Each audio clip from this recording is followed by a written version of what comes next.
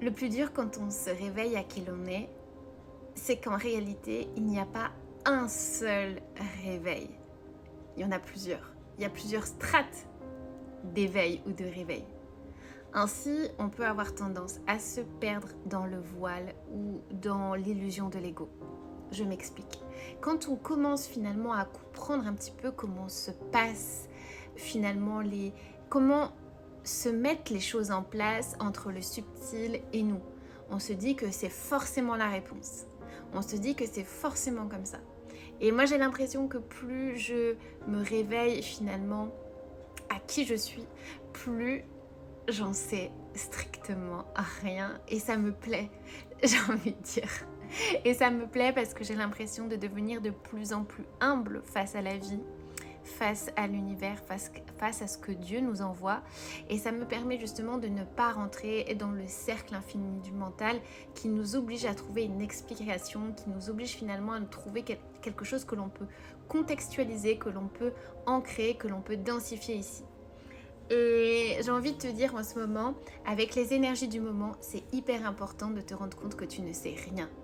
Alors n'hésite pas à te remettre en question. N'hésite pas aussi à dire pardon aux personnes pour lesquelles tu pensais qu'elles étaient de telle ou telle sorte. Parce que finalement, sa vérité et la tienne ne sont que des prismes de vérité. Et que dans la vie, dans cette dimension, il n'y a pas qu'une seule vérité. C'est pas 1 plus 1, c'est pas noir et blanc, c'est bien plus complexe que cela. Et c'est pour ça que plus tu vas te réveiller, plus tu vas devenir humble, plus tu vas finalement comprendre que Dieu seul sait, entre guillemets, et que toi tu es juste un outil divin et que la seule chose que tu dois croire, c'est ce qui est en toi, c'est ta lumière, c'est ce que tu es venu incarner. Plus tu vas t'attacher à des choses mentales, plus tu vas t'attacher à des concepts, plus tu vas t'attacher finalement à des choses qui ne sont pas palpables, plus tu vas te perdre dans les méandres de l'ego. C'est pour ça que c'est hyper difficile en ce moment de discerner le vrai du faux. La seule manière de discerner le vrai du faux, c'est de comprendre qu'il n'y en a pas. Et la seule vérité, c'est que tu es finalement connecté à la source et que tu es connecté à tes anges et à tes guides. C'est la seule et unique vérité. C'est le seul et seul chemin, le chemin du divin.